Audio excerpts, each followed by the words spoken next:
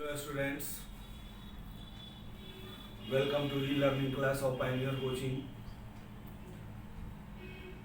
पिछले क्लास में वॉइस की चर्चा हम लोग किए थे। अब लिटरेचर आज हम आपको कुछ पढ़ाएंगे। इसी तरह कभी लिटरेचर और कभी ग्रामर दोनों साथ साथ लेकर चलेंगे ताकि दोनों का रिवीजन होता रहे और आप दोनों पढ़ते रहें। तो पिछले के क्लास में लिटरेचर में हमने इंडियन सिविलाइजेशन एंड कल्चर की बात की थी। ये भी किसी किसी बैच में आया है, जैसा कि अरुण जी बतला रहे थे कि किसी बैच में क्वेश्चन आंसर या समरी वगैरह नहीं दिखाया गया है, तो उसकी व्यवस्था में है। उसको टाइप करवा के और उसको भी हम लोग भेज देंगे आपके पास, जो सब विधिवत आपको मिल जाएगा सारा एक सिस्टमेटिक तरीके से। उसके लिए आपको कोई चिंता करने की ज़रूरत नहीं है। क्लास में था तो आदमी बोलकर लिखा देता था, लड़का सब लिख लेता था, और उस सबको टाइप करवाना होगा और उस सबको मैंने व्हाट्सएप या जैसे भी भेजना होगा आपके पास भेज दिया जाएगा, जो आपको समय से मिल जाएगा, कोई दिक्कत नहीं है। अगला चैप्टर है रेनबो का भारतीय। ठीक है, तो रेनबो में दूसरा चैप्टर है Bharat is my home. Bharat is my home, जैसा कि आप जानते हैं, डॉक्टर जाकिर हुसैन का दिया गया एक स्पीच है। ठीक है, जिसमें डॉक्टर हुसैन ये बात कहते हैं कि भारत इज माई होम, यानी भारत मेरा घर है। ये स्पीच डॉक्टर हुसैन कब दिए? जब वो भारत के राष्ट्रपति बने और उनका शपथ ग्रहण हुआ। उस शपथ ग्रहण के बाद उनका दिया गया ये स्पीच है। अब जानते हैं डॉक्टर हुसैन कब बने थे भारत के राष्ट्रपति? 1967 में, 1967 में डॉक्टर हुसैन भारत के कौवे राष्ट्रपति? तीसरे राष्ट्रपति हुए। पहले डॉक्टर राजेंद्र प्रसाद, दूसरा एस राधाकृष्णन, जिनके नाम पर टीचर्स डे मनाया जाता है, और तीसरे राष्ट्रपति डॉक्टर जाकिर हुसैन। डॉक्टर हुसैन भारत के राष्ट्रपति बनने से पहले बिहार के गवर्नर भी रहे थे। ठीक है, तो राष्ट्रपति बनने के बाद उनका ये भाषण है, जिसमें डॉक्टर हुसैन ये बात कहते हैं कि भारत के लोगों ने मेरे जैसे आदमी पर भरोसा करते हुए इस देश के सबसे ऊंचे पद के लिए जो मेरा चुनाव किया है, उसके लिए मैं उनका शुक्रगुजार हूँ कि मेरे जैसे आदमी पर भरोसा करके इस देश का मुखिया मुझे चुना गया है। इसीलिए डॉक्टर हुसैन कहते हैं कि Bharat is my home, Bharat मेरा घर है और इसके लोग जो हैं वो मेरे परिवार हैं।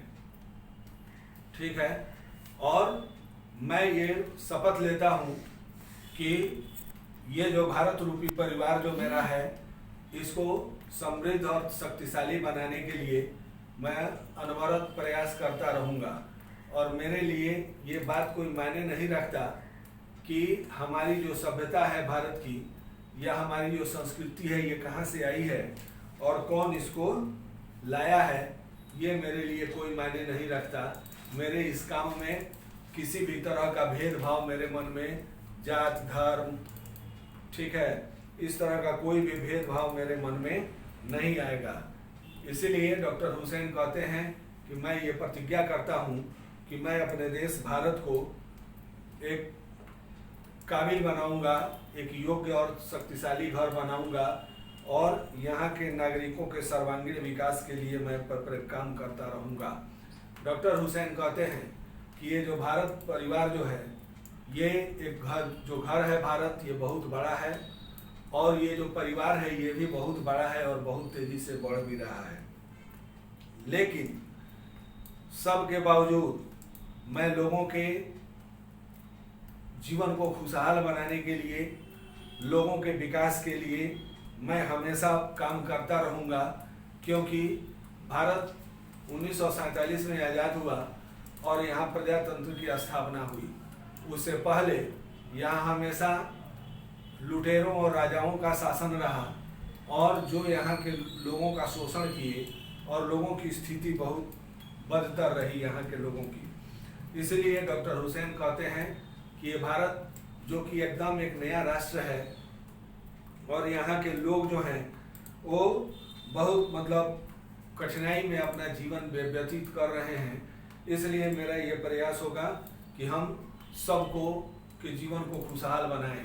और यहाँ डॉक्टर हुसैन कहते हैं कि हर किसी के लिए ज़रूरी है कि सब लोग यहाँ काम करें, केवल वेट एंड वॉच नहीं करें, काम करें। किसी भी काम के दो पहलू हैं, individual and social works. Doctor Hussain क्या कहते हैं? इंडिविजुअल एंड सोशल वर्क्स, व्यक्तिगत काम या सामाजिक काम। काम चाहे व्यक्तिगत हो या सामाजिक हो, डॉक्टर हुसैन कहते हैं हर आदमी को काम करने के लिए फायदा अल्टीमेटली समाज को हो ही जाता है। हम व्यक्तिगत अपने लिए भी कोई काम करेंगे तो समाज का ही काम होगा, देश का ही विकास होगा। ठीक है, इसलिए डॉक्टर हुसैन कहते हैं कि बस हम केवल काम करते रहें और लोगों के जीवन को खुशहाल बनाने की वो बात इसमें करते हैं। शुरू करते हैं। Bharat is my home, Bharat मेरा घर है। डॉक्टर जाकिर हुसैन, किताब खोलिए, किताब में देखिए, किताब पर नजर रखिए। डॉक्टर जाकिर हुसैन 1897 to 1969, यानी डॉक्टर जाकिर हुसैन 1897 में पैदा हुए और 1969 में मर गए। Born in Hyderabad, was one of our greatest freedom fighters as well as an eminent educationist। यानी डॉक्टर जाकिर हुसैन जो कि वो हैदराबाद में पैदा हुए, वो हमारे सबसे महान स्वतंत्रता सेनानियों में से तो एक थे ही, साथ ही एक जाने माने शिक्षाविद भी थे। डॉक्टर हुसैन क्या थे? डॉक्टर नहीं थे, पीएचडी थे, प्रोफेसर थे, इसीलिए डॉक्टर जाकिर हुसैन उनको कहा जाता है, एजुकेशनिस्ट थे। Doctor Hussain became the president of India in 1967। Doctor Hussain 1967 में भारत के राष्ट्रपति बने। Earlier he had served as the governor of Bihar. उससे पहले उन्होंने बिहार के गवर्नर के रूप में भी काम किया था। Bharat is my home is an extract from the speech he gave in 1967 after taking the oath as president। यानी भारत इज माई होम जो है वो 1967 में राष्ट्रपति बनने के बाद जो उन्होंने स्पीच दिया उसी से ये लिया गया है। In his first speech as the president of India, Dr. Zakir Hussain pledged himself to the service of the totality of India's culture। यानी राष्ट्रपति के रूप में अपने इस पहले भाषण में डॉक्टर हुसैन जो है वो भारत की जो संस्कृति है उसको पूर्णता प्रदान करने या उसकी सेवा करने की वो प्रतिज्ञा करते हैं। ठीक है, तो डॉक्टर हुसैन कहते हैं कि I must confess that I am overwhelmed by the trust my people have placed in me by electing me to the highest office in the land। ठीक है, यानी मुझे अवश्य ये स्वीकार करना चाहिए, कन्फेस माने स्वीकार करना, अवश्य ये स्वीकार करना चाहिए कि भारत के लोगों ने मेरे जैसे आदमी पर भरोसा करते हुए इस देश के सबसे ऊंचे ऑफिस के लिए, सबसे ऊंचे पद के लिए जो मेरा चुनाव किया है उसके लिए मैं बहुत खुश हूँ, मैं उनकी शुक्रिया अदा करता हूँ। Doctor Radha Krishna brought to the presidency a mental equipment, a degree of erudition and wealth of experience rarely to be found anywhere। यानी डॉक्टर हुसैन कहते हैं कि उनके पहले के जो राष्ट्रपति थे डॉक्टर एस राधा कृष्णन, तो डॉक्टर राधा कृष्णन ने राष्ट्रपति के दफ्तर को, ऑफिस को इस विद्वतापूर्ण तरीके से इसको सजाया है और इसको समृद्ध बनाया है जैसा शायद ही कहीं दूसरे जगह बिरले ही ऐसा देखने को मिलता है। During a lifetime devoted to the pursuit of knowledge and truth, he has done more than probably any other man to bring out and explain Indian philosophical thought and the oneness of all true spiritual values. यानी doctor Hussain कहते हैं कि doctor Radha Krishna, ठीक है, जिन्होंने सत्य और ज्ञान के खोज में अपना पूरा जीवन समर्पित कर दिया और जिन्होंने भारत को दार्शनिक आधार पर एक सूत्र में, दार्शनिक और आध्यात्मिक आधार पर एक सूत्र में पिरोने का काम जिस तरह से डॉक्टर राधा कृष्णन ने किया है, शायद ही किसी दूसरे व्यक्ति ने इस तरह का काम किया होगा। He has never lost his faith in the essential humanity of man, and he himself has never ceased to champion the right of all men to live in dignity and with justice.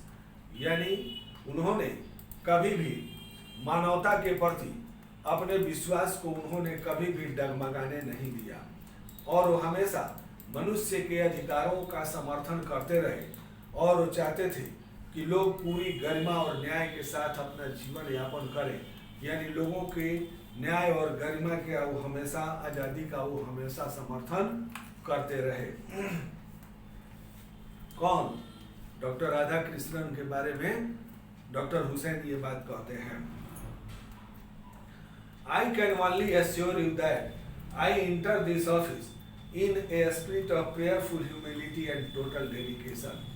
Doctor Hussain अपने देशवासियों से ये कहते हैं कि मैं आपको केवल यही विश्वास दिला सकता हूँ, भरोसा दिला सकता हूँ कि मैं इस ऑफिस में, यानी राष्ट्रपति के ऑफिस में पूरी विनम्रता और समर्पण के साथ मैं प्रवेश किया हूँ। I have just taken the oath to the loyalty to the Constitution of India. अभी अभी मैंने भारत के संविधान के प्रति वफादारी की कसम खाया है, यानी शपथ लिया है। It is the constitution of a comparatively new state which its free citizens have for the first time in history given to themselves. यानी यह एकदम एक नया संविधान है, एक नया राष्ट्र है भारत, जो यहाँ के लोगों को इतिहास में पहली बार हासिल हुआ है। डॉक्टर हुसैन क्या कहते हैं कि यह एक एकदम नया संविधान है, यानी नया देश है जो यहाँ के लोगों को मिला है। क्यों? इसलिए कि 1947 के पहले भारत जो था वो गुलाम रहा, कभी राजाओं का, कभी आक्रमणकारियों का और अंत में अंग्रेजों का। 1947 में देश आज़ाद हुआ और यहाँ के लोगों के हाथों में सत्ता आई, यहाँ प्रजातंत्र की स्थापना हुई पहली बार। It is the young state of an ancient people who through the long millennia and through cooperation of diverse ethnic elements have striven to realize timeless absolute value in their own peculiar faith. यानी doctor Hussain कहते हैं कि वही प्राचीन लोगों का एकदम ये नया राज्य है जो यहाँ के विभिन्न प्रजातियों के लोगों के हजारों वर्ष के संघर्ष के बाद ये उनको हासिल हुआ है।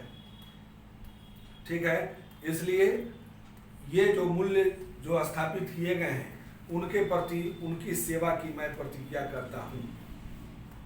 For though some concrete realization of a value may become inadequate with the change of circumstance, the value remains eternally valid and freshes for newer and fresher realization.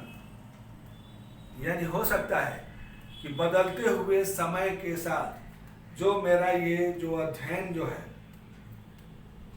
ये पर्याप्त नहीं लगे, अपर्याप्त लगे, ठीक है, लेकिन जो भी है वो एक नए और फ्रेश अनुभूतियों के तरफ हमेशा माने अग्रसर हमें करता रहेगा। The past is not dead and static; it is alive and dynamic, and is involved in determining the quality of the present and the prospects of our future. Doctor Hussain जो है वो कहते हैं कि जो पास्ट है वो मर नहीं गया है, समाप्त नहीं हो गया है और न ही वो स्थिर है, बल्कि it is alive and dynamic, यह जिंदा है और गतिशील है, ठीक है, मजबूत है और हमेशा ये हमारे वर्तमान के पहलुओं को निर्धारित करता है और हमारे भविष्य की योजनाओं को भी तय करता है। The process of its constant renewal is indeed the process of growth of national culture and national character। यानी इसका जो नवीनीकरण जो है, इसका जो रिन्यूअल जो है, वो क्या है? वो हमारे राष्ट्रीय संस्कृति और हमारे राष्ट्रीय चरित्र, ठीक है, को विकसित करना है, उसको आगे बढ़ाना है। It is the business of education, as I see it, to minister this constant renewal। यानी डॉक्टर हुसैन कहते हैं कि जैसा मैं देखता हूँ कि ये शिक्षा का काम है इस रिन्यूअल को संचालित करना, उसको आगे बढ़ाना। It may be forgiven the presumption that my choice to this high office has mainly, if not entirely, been made on account of my long association with the education of my people। ठीक है, यानी जो मेरा समय पढ़े लिखे शिक्षित लोगों के साथ जो मेरा व्यतीत हुआ है, उस आधार पर मैं ये बात कहता हूँ कि ये शिक्षा का काम है इस कांस्टेंट रिन्यूअल को आगे के तरफ अग्रसर करना, इसको आगे बढ़ाना।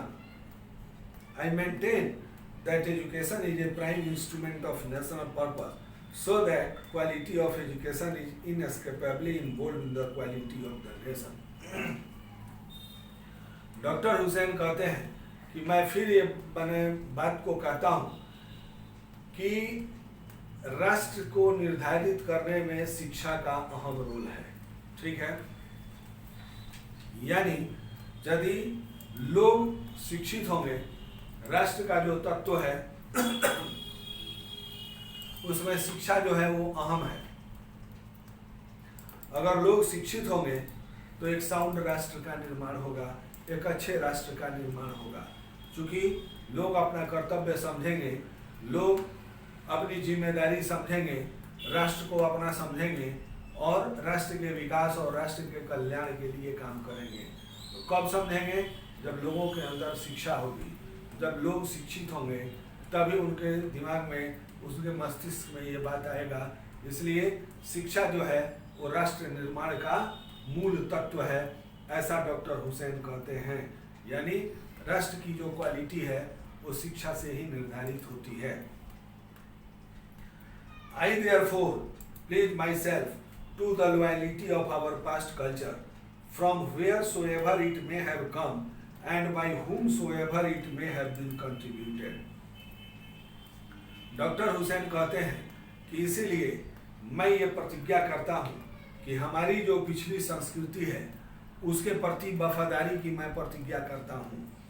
और मेरे लिए ये कोई बात मायने नहीं रखता कि ये जो हमारी संस्कृति जो पिछली थी ये कहाँ से आई और कौन इसको लाया, ठीक है, किसका इसमें योगदान है, इससे हमको कोई मतलब नहीं है। I pledge myself to the service of the totality to my country's culture। इसलिए मैं ये स्वयं प्रतिज्ञा करता हूँ कि हमारी जो राष्ट्रीय संस्कृति है उसको पूर्णता प्रदान करने के लिए उसकी सेवा करने की मैं प्रतिज्ञा करता हूँ। चाहे मेरी संस्कृति जैसी भी है उसके प्रति मैं वफादारी की प्रतिज्ञा करता हूँ। I pledge my loyalty to my country, irrespective of religion or language। I pledge myself to work for its strength and progress and for the welfare of its people without distinction of caste, color or creed। यानी फिर doctor Hussain कहते हैं कि मैं अपने देश के प्रति वफादारी की प्रतिज्ञा करता हूँ, जिसमें धर्म, भाषा, क्षेत्र इस तरह का कोई भी भेदभाव मेरे मन में नहीं आएगा। और मैं ये प्रतिज्ञा करता हूँ कि ये जो हमारा जो देश जो है इसको मैं ताकतवर बनाऊंगा, इसको मैं शक्तिशाली बनाऊंगा और यहाँ के लोगों के विकास और कल्याण करूंगा। और ये काम करने में, लोगों के जीवन को विकसित करने में लोगों का भलाई और कल्याण करने में जाति, रंग, वर्ण इस तरह का कोई भी भेदभाव मेरे मन में नहीं आएगा। इससे ऊपर उठकर मैं भारत को समृद्ध और विकसित बनाने के लिए प्रयास करता रहूंगा।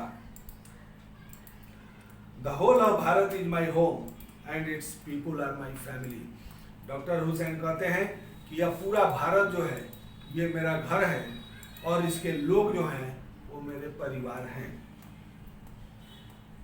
ठीक है, क्या कहते हैं हुसैन, डॉक्टर हुसैन कि भारत, पूरा भारत मेरा घर है और जितने भी लोग हैं इस भारत में वो सब लोग इस घर के सदस्य हैं, सब लोग मेरे परिवार हैं। The people have chosen to make me to the head of this family for a certain time. यानी ये भारत रूपी जो घर है इसके लोगों ने मुझको इस परिवार के मुखिया के रूप में मेरा चुनाव किया है, एक खास समय के लिए, एक निश्चित समय के लिए। ठीक है, it shall be my earnest endeavour to seek to make this home a strong and beautiful, a worthy home for a great people engaged in the fascinating task of building up a just and prosperous and graceful life. ठीक है, यानी भारत के लोगों ने मेरे जैसे व्यक्ति को इस घर के मुखिया के रूप में मेरा चुनाव जो किया है, तो ये मेरा दिली प्रयास होगा कि मैं इस घर को यानी भारत को स्ट्रॉन्ग एंड ब्यूटीफुल बनाऊं, इसको मैं मजबूत बनाऊं और एक सुंदर घर बनाऊं, एक योग्य घर बनाऊं और इस घर के लोगों के जीवन को खुशहाल बनाऊं, ये मेरा दिली प्रयास रहेगा। The family is big and is constantly growing at a rather inconveniently fast pace। यानी डॉक्टर हुसैन कहते हैं कि ये जो परिवार जो है, यानी ये जो भारत रूपी जो परिवार जो है ये काफ़ी बड़ा है और बहुत तेज़ी से ये बढ़ भी रहा है, इसका विकास भी हो रहा है। We shall each one of us have to participate unaspiringly in building its new life, each in his own way। यानी डॉक्टर हुसैन कहते हैं कि ये भारत परिवार जो है ये बहुत बड़ा है और बहुत तेजी से ये बढ़ भी रहा है, तो हम में से प्रत्येक का ये कर्तव्य है कि हम अथक रूप से यहाँ के लोगों के जीवन का नवनिर्माण हम करें और लोगों के जीवन को विकसित बनाएं और देश को ऊपर उठाएं। ये हमारा मतलब कर्तव्य है हम सभी लोगों का। For since the task ahead of us are so demanding that no one can afford to sit back and just watch or let frustration become endemic in our country। यानी डॉक्टर हुसैन कहते हैं कि जो काम हमारे सामने है ये बहुत बड़ा काम है, यानी भारत को विकसित करना, भारत को समृद्ध और खुशहाल बनाना, ये काम जो है ये काफ़ी मतलब जटिल काम है, काफ़ी बड़ा काम है और इस काम में हम सभी लोगों को अपने अपने तरीके से अपना रोल अदा करना होगा। हम केवल वेट एंड वॉच करेंगे तो ये काम नहीं होगा, हम खिन्नता में चले जाएंगे तब ये काम नहीं होगा, बड़ा काम देखकर हम पीछे हट जाएं तब ये नहीं होगा, इसलिए हम सभी लोगों को इसके लिए प्रयास करना होगा। The situation demands of us work and more work, silent and sincere work, solid and steady reconstruction of the whole material and cultural life of our people। यानी डॉक्टर हुसैन कहते हैं कि समय जो है वो हमसे यही मांग करता है, क्या कि वर्क एंड वर्क मोर, यानी ज़्यादा से ज़्यादा हम लोगों से काम करने की मांग करता है। साइलेंट एंड सिंसियर वर्क, यानी शांत और सिंसियर होकर काम करने की मांग करता है। बहुत लोग हैं काम कम करेंगे और ज़्यादा भड़बड़ाएंगे, तो ऐसा नहीं, यानी समय जो है वो हमसे केवल काम करने की मांग करता है, साइलेंट एंड सिंसियर और सॉलिड वर्क की मांग करता है, ताकि हम अपने देश के लोगों के जीवन का पुनर्निर्माण कर सकें। जो उनका जीवन बर्बाद किया गया है, तबाह किया गया है, उसको हम फिर से उसका हम पुनर्निर्माण कर सकें और यहाँ के लोगों के आर्थिक और सांस्कृतिक जीवन को हम ऊपर उठा सके, ये समय का मांग है और हमें ये काम करना है। This work, as I see it, has two aspects: work on oneself and work for the society around. Doctor Hussain कहते हैं कि जैसा कि मैं देखता हूँ कि यह जो काम जो है इसके दो पहलू हैं। कोई भी हम काम करेंगे तो दो पहलू है, या तो हम खुद के लिए काम करें या समाज के लिए। ठीक है, खुद के लिए काम करें या समाज के लिए। They are mutually fruitful aspects of work. यानी डॉक्टर हुसैन कहते हैं कि काम हम खुद के लिए करें या समाज के लिए करें, उसका रिजल्ट फलदायी ही निकलेगा, यानी फायदा अल्टीमेटली समाज को हो ही जाएगा। The work on one self is to follow the urge towards moral development as a free person and under self-imposed discipline, which alone can render that development possible. यानी डॉक्टर हुसैन कहते हैं कि काम हम खुद के लिए करें या समाज के लिए, अल्टीमेटली फायदा समाज को हो ही जाता है। ठीक है, जैसे मान लीजिए हमने कहा कि बढ़ई सोफा सेट बनाता है, किसके लिए? समाज के लिए नहीं, अपने लिए। कि 2000 का लॉकरी लगेगा, 20,000 में बेचेंगे। ठीक है, लेकिन फायदा अल्टीमेटली समाज को होता है कि जिसके पास पैसा है वो खरीद कर ले जाकर अपने ड्राइंग रूम में रख लेता है। किसान अन्न उपजाता है किसके लिए? अपने लिए। ठीक है, लेकिन फायदा अल्टीमेटली समाज को होता है कि जो किसान नहीं है वो हम अन्न उपजाते हैं तो वो लोग खरीद कर खाते हैं, और वो लोग जो उद्योग धंधा में चीज बनाते हैं उसका हम उपयोग करते हैं। तो इसलिए डॉक्टर हुसैन कहते हैं कि कोई भी काम कीजिएगा अपने लिए या समाज के लिए, फायदा अल्टीमेटली समाज को हो ही जाता है। और अगर हम खुद के लिए भी काम करते हैं तो वो क्या करता है? हमारा नैतिक विकास करता है। ठीक है, और हमें एक अनुशासन के अंदर रहने की बात सिखलाता है कि हम अनुशासन में चले जाते हैं और हमारा विकास जो है वो संभव होता है, ताकि हम अनुशासित जीवन जीते हैं। It's and product is a free moral personality. और जो हम सेल्फ इम्पोज डिसिप्लिन में जब जाते हैं तो इसका जो एंड प्रोडक्ट जो निकल कर आता है वो एक फ्री मोरल पर्सनालिटी का विकास होता है। We can neglect the end product only at our peril. यानी हम इसको तभी नेग्लेक्ट करेंगे जब हमारा नाश होने वाला होगा, हमारा संकट होगा, हम समस्या में होंगे, माने पढ़ने वाले होंगे। यानी जब हम नेग्लेक्ट करेंगे तो हम समस्या में आएंगे या हमारा पतन होगा। This and product can not sustain itself without seeking and exercising itself to bring about the approximation of the society to which it is privileged to serve to a better, a juster and more graceful way of life। यानी doctor Hussain कहते हैं कि ये जो and product जो होगा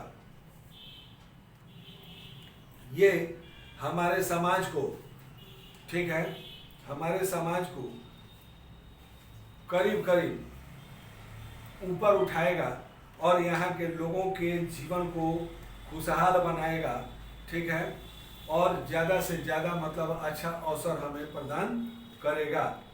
the individual can not grow in full perfection without A corresponding advance of the collective social existence. यानी doctor Hussain कहते हैं कि व्यक्ति जो है उसका सर्वांगीण विकास नहीं होगा। कब तक? जब तक समाज उसका सपोर्ट नहीं करेगा, समाज में उसका अस्तित्व अगर नहीं होगा तब उसका सर्वांगीण विकास नहीं हो सकता है। Let us resolve to get wholeheartedly engaged in these two aspects of work, individual and social। इसीलिए डॉक्टर हुसैन ये कहते हैं कि आइए हम दिल से काम की ये जो दो पहलू हैं इनके साथ हम जुड़ जाएं। कौन सा? इंडिविजुअल एंड सोशल, व्यक्तिगत या सामाजिक। यानी डॉक्टर हुसैन कहते हैं कि व्यक्तिगत कीजिए या सामाजिक कीजिए, अपने लिए काम कीजिए या समाज के लिए काम कीजिए, बस काम करते रहिए, फायदा अल्टीमेटली समाज को हो ही जाएगा।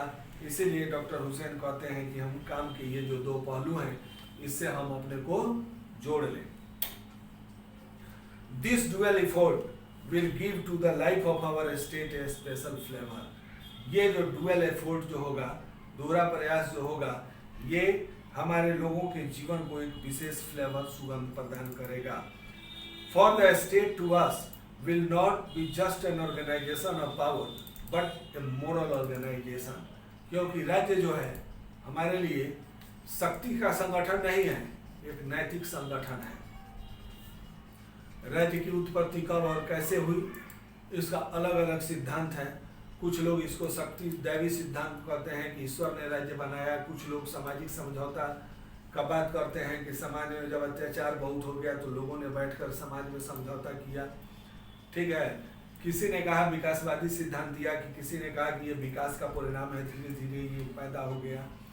तो इसीलिए डॉक्टर हुसैन कहते हैं कि राज्य जो है ये शक्ति का संगठन नहीं है, बल्कि एक नैतिक संगठन है, मोरल ऑर्गेनाइजेशन है। It is a part of national temperament and inheritance from the great leader of our liberation movement Mahatma Gandhi, that power should be used only for moral purposes. ठीक है, यानी डॉक्टर हुसैन कहते हैं कि राज्य जो है it is a part of national temperament, यह हमारे राष्ट्रीय प्रवृत्ति का एक हिस्सा है जो हमारे उदारवादी आंदोलन के महान नेताओं के द्वारा हमें विरासत के रूप में हासिल हुआ है। जो हमारे उदारवादी जो पूर्वज जो थे, हमारे जो नेता जो थे, उनसे हमें ये विरासत के रूप में हासिल हुआ है। ठीक है, जैसे कि महात्मा गांधी ने क्या कहा कि power should be used only for moral purposes, यानी शक्ति का प्रयोग केवल नैतिक उद्देश्यों के लिए किया जाना चाहिए। शक्ति का प्रयोग लोगों को दबाने, मार काट, लूटने खसोटने के लिए नहीं किया जाना चाहिए। The peace of the strong is what we shall dedicate ourselves to work for, यानी शक्तिशाली लोगों की शांति जो है वो क्या है कि हम अपने को काम के प्रति समर्पित कर दें। I have full faith in my people that they will bring forth the energy requisite for the satisfactory performance of this dual task। यानी डॉक्टर हुसैन कहते हैं कि मुझे अपने लोगों पर पूरा भरोसा है, अपने देशवासियों पर पूरा ये भरोसा है कि उनकी जो क्षमता है, उनकी जो ताकत जो है, वो लोग इस दूसरे काम में झोंकेंगे, इसके प्रति अपने को समर्पित करेंगे। It shall be my privilege to contribute my share to this enchanting enterprise. यानी डॉक्टर हुसैन जो है वो कहते हैं कि ये मेरे लिए भी प्रिविलेज की बात है, मेरे लिए भी ये बहुत माने सुख या गौरव की बात है, सुविधा की बात है कि मुझे भी इस महान काम में अपना हिस्सा अदा करने का, अपना हिस्सा निभाने का ये मौका मिला है।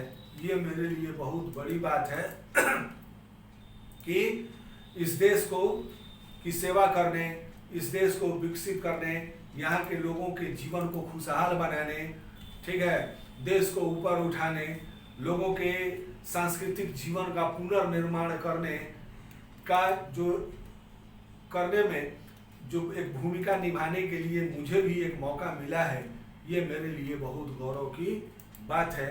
यही डॉक्टर हुसैन इस चैप्टर में बोलते हैं, इस स्पीच में बोलते हैं। ये क्या है? स्पीच है। डॉक्टर हुसैन का राष्ट्रपति के रूप में ये दिया गया उनका स्पीच है, जिसको उन्होंने 1967 में राष्ट्रपति के शपथ ग्रहण के बाद दिया था। देखिए कितना अच्छा स्पीच है, कितनी अच्छी बात डॉक्टर हुसैन कहते हैं कि ये भारत जो है ये मेरा घर है और इसके लोग जो हैं वो मेरे परिवार हैं, और सब लोगों के जीवन का उत्थान करने, लोगों के जीवन का सर्वांगीण विकास करने में मैं अहम भूमिका निभाऊंगा। और मेरे मन में जाति, धर्म, क्षेत्र, वर्ण इस तरह का कोई भी भेदभाव मेरे मन में नहीं आएगा। इतना उत्तम विचार उस समय के नेता देते थे, और आज के एक नेताओं का भाषण आप सुनिए और तुलना कीजिए। विद्वान विद्वान ही होता है। डॉक्टर हुसैन PhD थे, और प्रोफेसर थे हैदराबाद यूनिवर्सिटी में। ठीक है, अब तो आज के ज़माने में जो पढ़े लिखे लोग हैं वो साइड हो जा रहे हैं और अनपढ़ जाहिल गंवार लोग पार्लियामेंट में जाकर बैठ जा रहे हैं। तो कैसा हम उनसे उम्मीद करेंगे, ये आप समझ लीजिए। ठीक है, अब बाकी ग्लोसरी जो है आपको लिखाया गया है और बाकी बातें नेक्स्ट क्लास में हम करेंगे। Okay then.